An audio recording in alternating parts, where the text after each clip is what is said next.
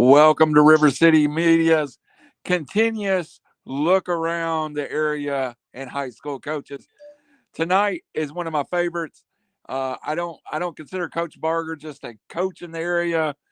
He's a friend, and we'll get into that here in a little bit. But uh, we share his brother is my color guy at Sequatchie County. Coach Barger, welcome aboard. No, thank you, Randall. We're happy to be here. Well, Coach, this is your second year with the program after Tim James took an administrative job. Let me just ask you where you feel like you're at 2 years into the job. I mean, we made some strides last year. Obviously we came up short a couple times, but going from 2 years ago to last year, our kids really started figuring things out about mid-season. With some of the new changes and things we were trying to do. Our guys played really hard. We didn't always play smart. That happens when you got a youthful team, and we got a lot of guys coming back. So we look for big things out of our guys coming up.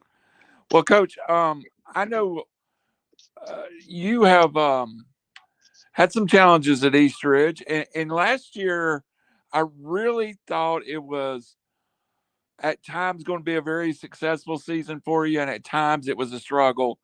But as you got through the year, I think a lot of it was evaluating talent, finding out what you did well, and moving on. Yeah, it was. I mean, there were some things we did early. We actually had a couple of injuries early, and some kids that ended up not being able to play for a few weeks. And when we finally got everybody back about mid-season, we were a little bit different ball club. We had a stretch there where I think I told you the other day when we were kind of talking. We lost, was it 4 games?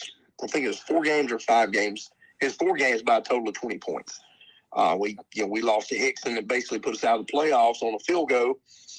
We also had 5 turnovers in that game. We got beat in the last seconds at Signal Mountain. It was a game that I felt like, we had played decent the first half and just kind of, we kind of did some things in the second half that didn't do well. We got a couple kids banged up. Next thing you know, especially when you don't have a lot of depth, we struggled at the very end. So, we had a few of those. We had Red Bank on their heels a little bit. Turnover late in the ball game kind of sealed the game for Red Bank to beat us. So, we had some games that we had opportunities in, and looking to see where Red Bank was at the end of the year last year kind of made us look forward to what we possibly could do this coming season if we stay healthy. And discussing it with Coach Rivers, you brought up the game I think kind of swung 2 seasons, which was yourself and Hixson, and just a great football game. I've been able to watch the video that you lose on a kick, but that really was a measuring stone for both programs and where your direction is going. Yeah, I mean, congratulations to Coach Rivers. Nick's a great dude. I think he's a really good fit for Hixson. He's gonna do things the right way, and he'll have those guys ready to play. He actually hired a former Sequatchie County player, played for me, and Sean Cooley. Sean's a good up and coming football coach, so he's hired Sean in as I think his offensive coordinator. So there'll be a kind of a new look there at Hixson. So first and foremost, congrats to Coach Rivers. He's going to do a good job, I think. But yeah, I mean, we had opportunity after opportunity. It was one of those frustrating things that to see. I know it sounds crazy, but that was the week that I was out all week of practice. I had COVID, and I didn't make it to a single practice that week. I was cleared, to come back to school and work on that Friday. So we had to make some adjustments on the sidelines too during that game because Coach Ormsby and his crew came out with a pretty good game plan. They kind of went with the tight end trips look and hit us with an outside zone a couple times, that 3-3 stack, and we had to make some adjustments because we hadn't really seen that formation and things out of them. So we had to make some adjustments early. So they hit us with 2 quick ones in the first quarter. But after that quarter was up, we pretty much kind of stoned the running game. But at the end of the day, we I hate to say it, but with the field goal that beat us, we actually had caused a fumble, and their running back, who's an excellent football player, Great, it up, yes, took it extra, 30 or so yards down the sidelines to get them into field goal range. So, we just had, we had some bad breaks, and that's football, though. I mean, you can't complain about it. You just got to pick up and move on and learn from the mistakes and learn from those hard losses. You always take away what you can learn and what you can correct from wins and losses. And I think a lot of times they both build character, and our kids right now are I think going to have a shot to be decent. Well, Coach, that you're almost leading into my next question, and that is, this is not your first head coaching job. You've had the experience down the road. You've been in Middle Tennessee. You've been at Sequatchie. You were down at Cola Creek. You were there as assistant for Coach James.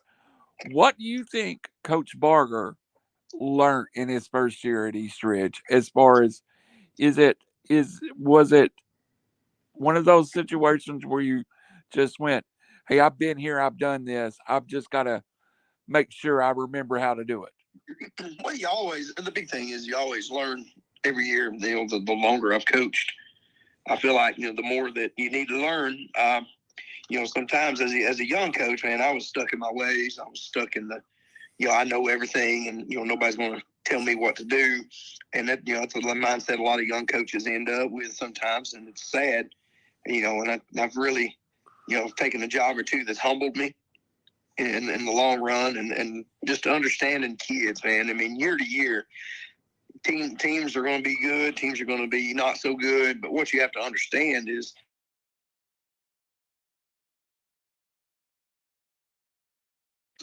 and kind of figure out what gets them and what doesn't get them, and work them to death and do what you got to do. And other years you don't want to say you coddle, but you have to back away and find another means of reaching them, because sometimes being that old school hard coach, and I had to learn that several years ago, actually, it doesn't always work. I mean, it's one of those things that just depends on where you're at and the personality of your kids. So the big thing is just learning your kids and learning what kind of makes them tick. So year to year, it's always something different. Coach, I thought you were a really good fit over there, and it's when I talk to you either in person or on a phone interview, you always seem excited about East Ridge, and I think that's an important caveat that a lot of folks miss. Is sometimes these kids recognize true excitement, and they know if the staff is truly excited about the opportunity. Let's go through that staff a little bit. I know you retained a few people, but where are you at on staff right now? Well, let's see. I mean, I've had to hired several new guys. One or two move on. So, I hired a new defensive coordinator for the spring coming in, and his name is Corey Boatman. He played high school ball at Walker Valley. Was a heck of a football player. Was the best preps guy. Ended up, playing safety at Maryville College. Back in I guess it'd be the mid to late 2000s. And he's been on both high school and at the college level. So I brought an experienced football coach in to run the defense. I think he's going to do an outstanding job. Hired in new was Connor Boynton as another assistant coach. He's from Bledsoe County. He's got good lineage, right? His grandfather is Big John Boynton. Just good family, good people. That's what you want to have around your kids. And hired in Trenil Moore that played at East Ridge, right? I mean, Trenil was Mr. Football. He's going to come in and be a part of the staff.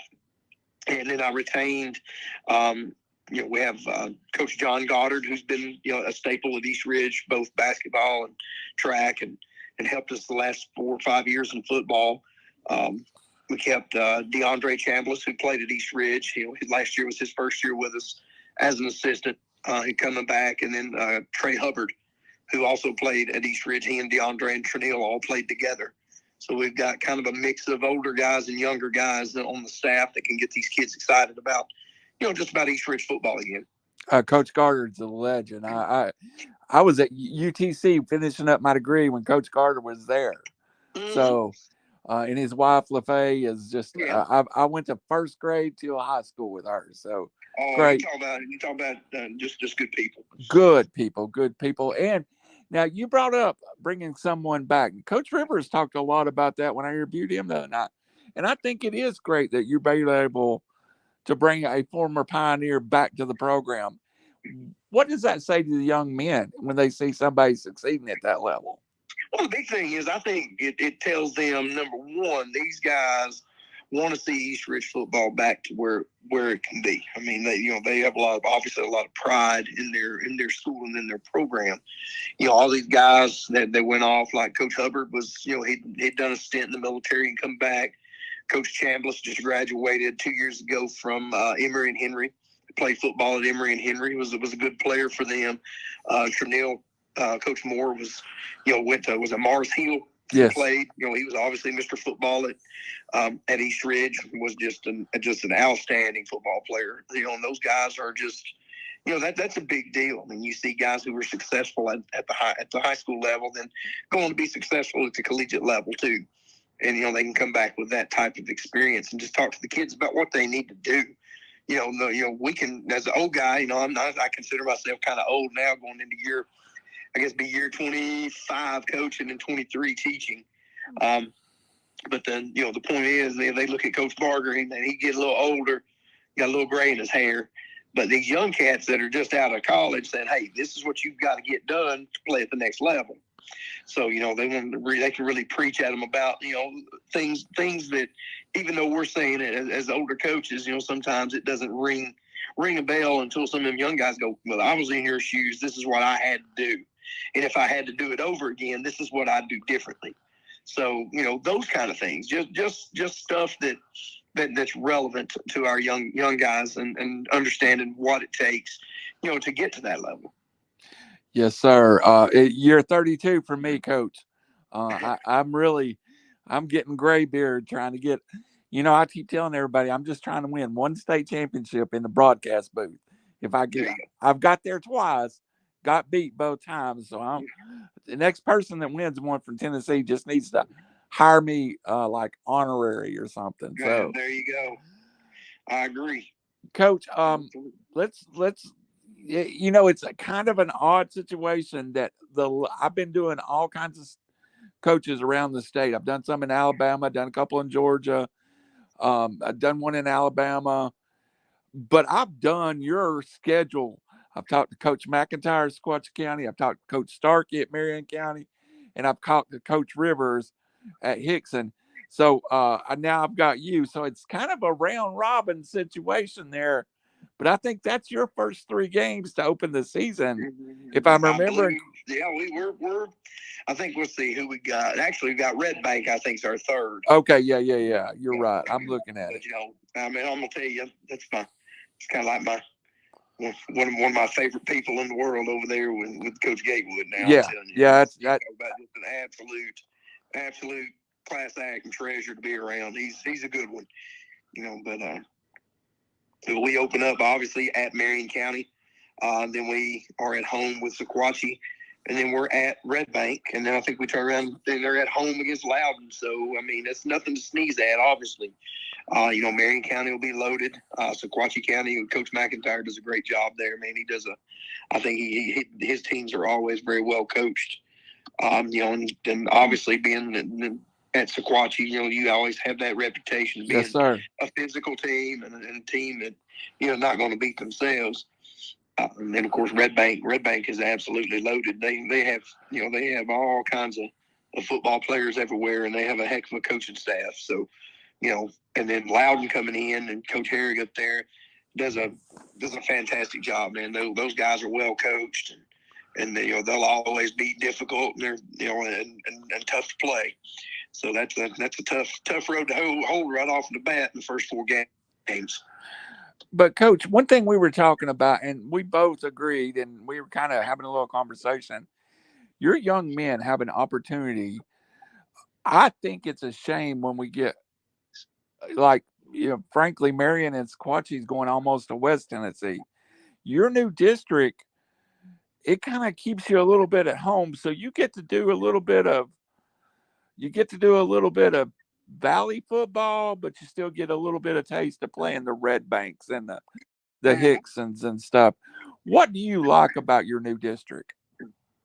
Well, I mean, the thing is, our new district, I mean, we kept some of the natural rivalries of East Ridge. East Ridge and Red Bank for years, especially back in the 70s and 80s and 90s, where that was a huge rivalry. Soddy Daisy was a big rivalry with East Ridge. And Hixson was a little bit of a rivalry. So you're looking at teams that these kids know each other. They read up, and they catch up, and around they know each other. And we did keep East Hamilton on the schedule. Yes, sir. That was a deal we kind of made. And my brother David is now coaching at East Hamilton as an assistant, so that'll be interesting. But they've hired a good young coach, and Coach Nance. I've known of him for a while. So they're going to be very well coached. They've built a pretty good coaching staff over there too. So they'll be that. So like I said, we've got a lot of tough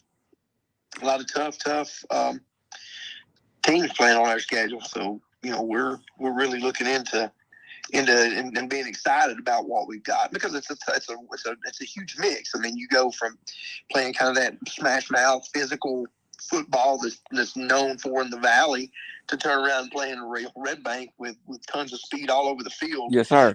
Then you go and play Loudon, who's very, very disciplined, and those guys, they're one of those teams that don't make a lot of mistakes. So, that's the challenge for our guys. We're going to see something just a little bit different every week.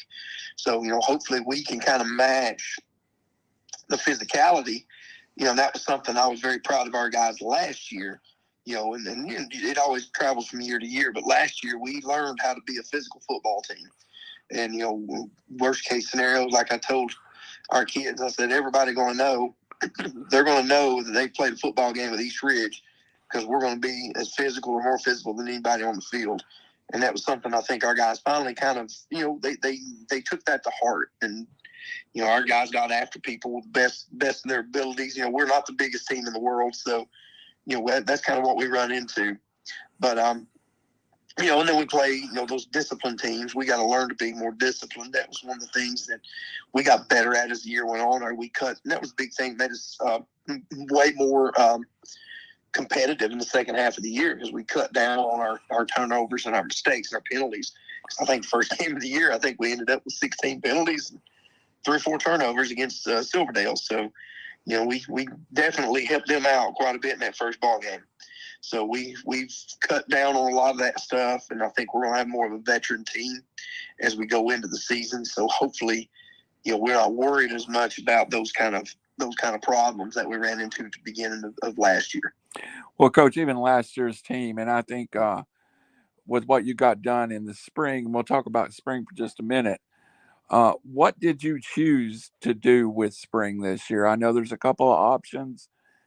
Did you go full bore spring like some people do, or did you choose? We started out was going to, then we ended up, we went, basically had to kind of cancel on our scrimmage game. We scheduled one for the 16th of May, and then in the scrimmage, the issue we run into was the fact that there's thunderstorms and thunderstorm warnings and things. And I talked to Coach Daniel over there in Cannon County, and I was like, man, if we, this bus ride is going to cost me like $900 to take a bus to Cannon County. And I told him, I said, I would hate to show up, because it was still school for us, and we're still in school. I said, I'd hate to show up and end up being a washout, a cancel on this game, and then we turn around and drive back, and then take kids basically on a $900 round trip on the bus for a couple hours, and not play any football. And not the most scenic ride. We decided just to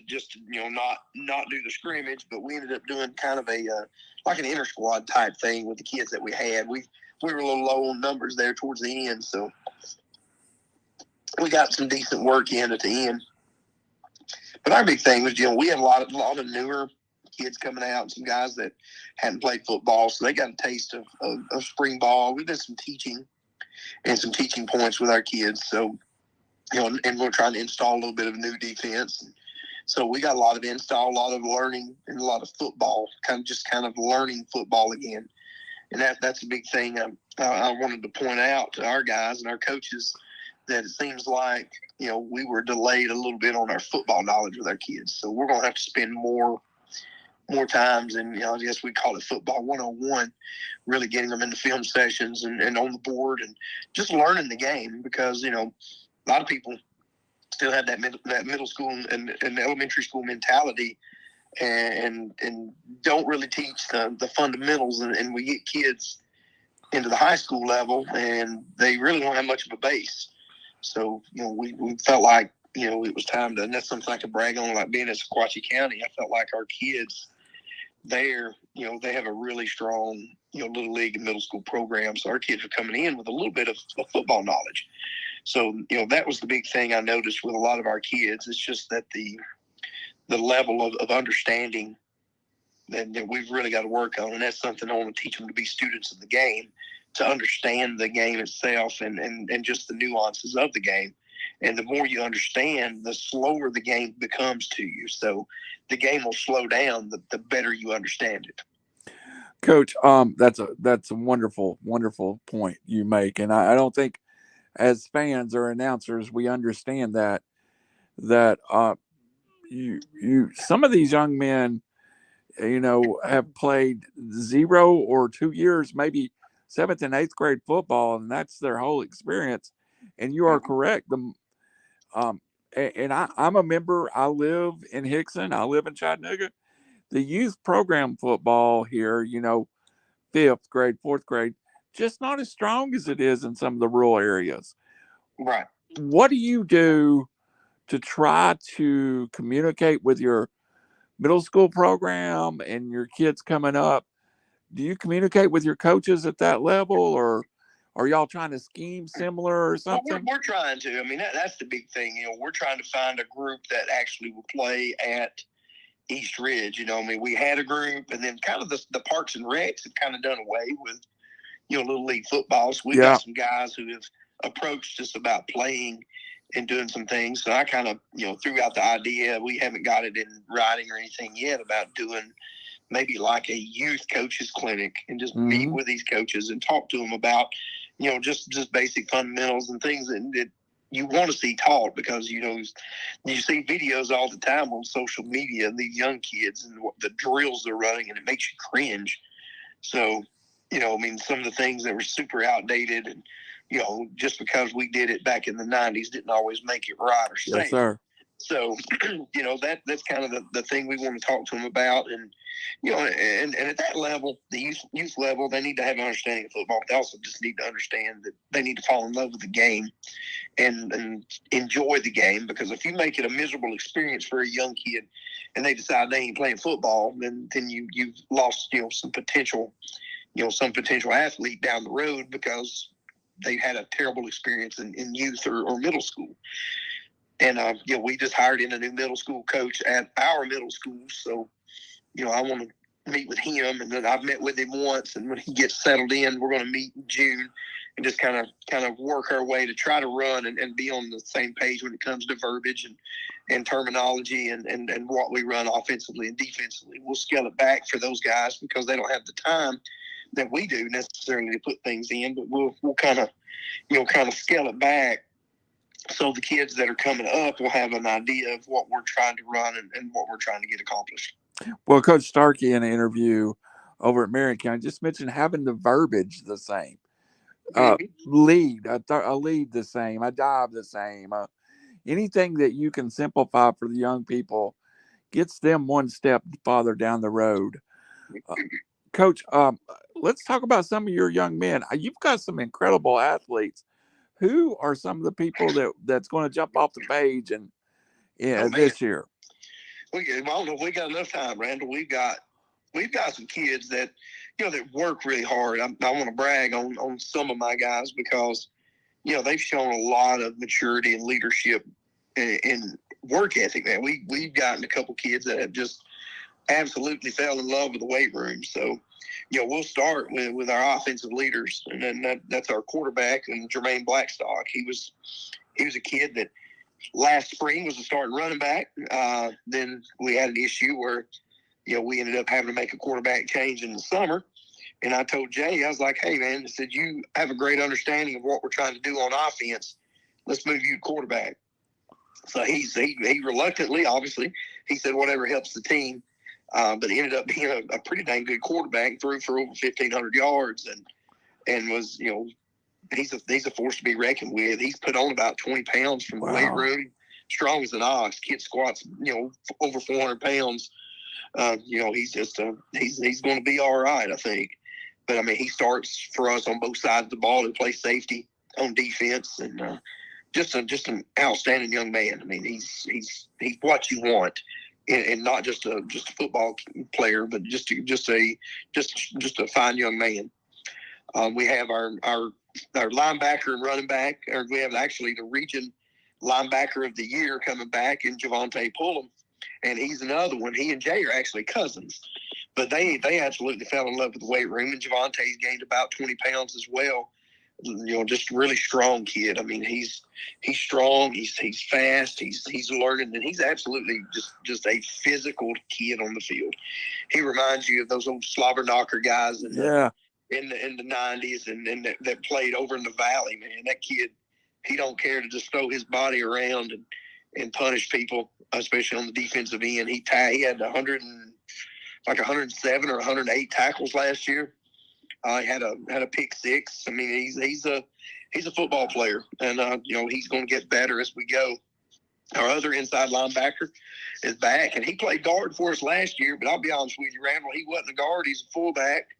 But he played guard out of necessity. But I feel like I've got enough linemen now, and he's going to play fullback for me this year, and that's Justin Ellis. Justin's actually a 3-year starter for us. I mean, he played linebacker and he played guard for us. The toughness of this kid, I mean, he's played hurt. This is no joke. 2 years ago, we're playing Silverdale in the rain game. Toward the end of the game, he was on kickoff team too. Kind of stepped funny. He said he heard something pop. He's like, well, Coach, I knew we just had a little bit left in the game. We finished. Randall, he played 4 or 5 snaps at the end of the game with a broken leg. Wow.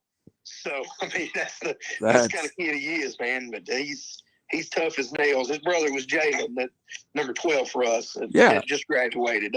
They're brothers. And you talk about just tough kids, man. They're tougher than pine knots. They're just tough guys, good leaders, good strong kids.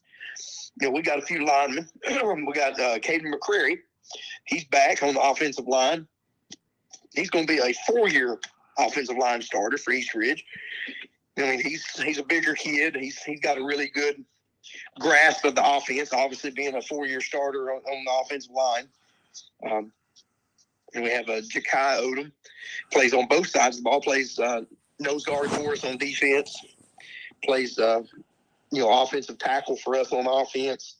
He's a kid that we got him back. I think he played the last 3 games of the year last year. So I mean, he was a kid that he missed most of the season, but we got him back toward the end. Was a contributor. But 2 years ago he played some for us. Was a starter for us as a sophomore. Now he's going to be a senior, and he's a very strong kid, kind of a thick kid. So I mean, he's not bad. We have, of course, our receiver was the first team all region receiver, and Kayon Harris. I mean, what do you say about a kid that has a stat line for the season with 26 catches and 803 yards and 11 touchdowns? Well, if you didn't bring him up, Coach, I was going to say, how are you going to get him the ball more this year? There's ways. We're going to find ways to get, especially to him in space. We got another guy that's going to be out there too. That's a sophomore last year. Will be a junior this year named Hassani Jackson, and Hassani's about 6'3". So hopefully, if we can put 2 guys on the edges like Harris and Jackson, I mean, you kind of pick your poison. You gonna double cover Harris, or you gonna kind of what you gonna do. So, but Hassani was a starter on the defense for us last year as an outside linebacker, and he was a dang good player. Ended up being an all-region player for us as well. But we've got some good ones out there. We got Javon Jackson's upcoming senior, plays outside linebacker and tight end for us. He's a tough kid, really bought into the weight room, and he gets after it. So, we've got some guys that we're excited about, and that we hope that really kind of go. And then one more I can't say enough about is one of our running backs was Markel Sales. That was number 4 for us last year. You talk about a kid that's just, he's probably the hardest worker that we've got. I mean, he's battled the injury bug at times. He's been beat up and banged up, and he's really bought into the weight room, gotten a lot stronger. But he's one of those guys that always looks for that extra work. Want to do a little extra footwork, want to do a little extra conditioning. He's always asking for more. So, those guys right there, I think we've built a pretty solid foundation with that we can slowly kind of build this culture back up and have our team ready to roll. Coach, number 4, if you don't put a helmet on him, he ain't going down too. That's the other thing that jumps off.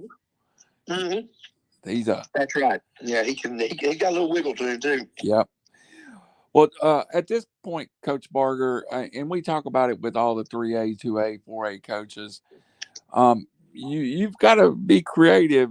How many kids you play both ways? Are you still having to be real heavy both ways, or are you starting to see where you can maybe move with somebody? Our numbers the way they are, we're going to be pretty heavy both ways.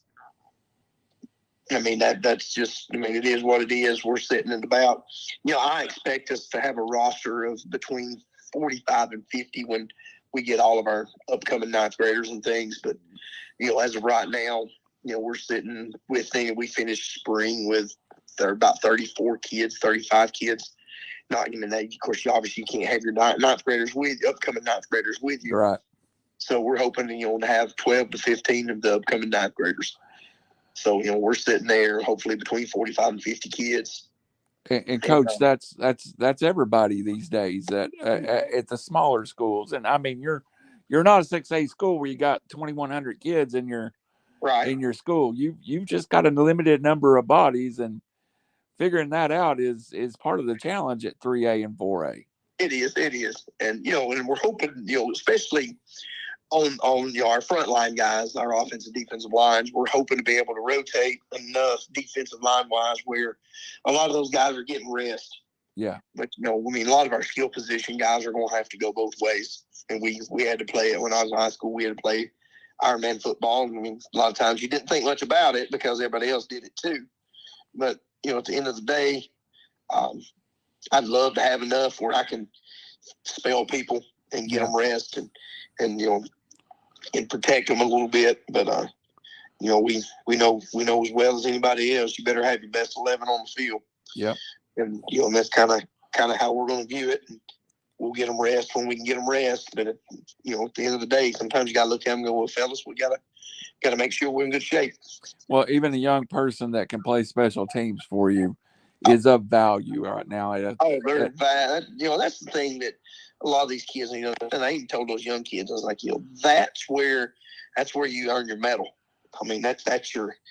That's where you find, and that's where a lot of coaches find kids, is through that special teams deal. Mm-hmm. That we go into the college ranks, a lot of guys used to find ways to get off of special teams when they were in high school and didn't think much about it. But you get into college, that's the way you find your way on the field early.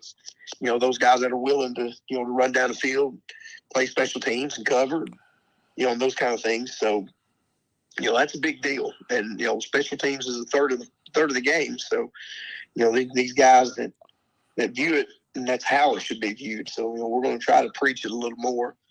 I think we're going to try to put a little more emphasis on stuff like that this year to get those guys excited about playing time and being on the field and getting after it and being a part of it. Yes, sir. Now, Coach, you brought up something earlier without me saying. I bring it up to every coach. Gas is $3 a gallon, but bus rides are double. Equipment, we're luckily in Hamilton County. I think they fund a little bit of equipment, but it's became more and more of a process of you raising money, making sure the money's the right place, attending games, folks. if you want to support your local high school, attend games. Yes. Attend those games, because I mean, that's where a lot of our revenue comes from, is just gate money. I mean, that's going to pay for officials. That's going to pay for transportation. It's going to pay for a lot of things. We do have a booster club that does a really good job of raising funds, and those kind of things. But I mean, that's huge. Just getting out there, supporting, buying those banners that hang around the fence, those kind of things. I mean, it's just, it's an ongoing process to really get pushed. Coach, if you'll let me have the contact to your booster club, maybe I can set up some advertising for them too. So when they're doing something, we can put it on the website and get that out there, and that would be great, because we like to support everybody. Now that's the next question. I'm going to see you early this year.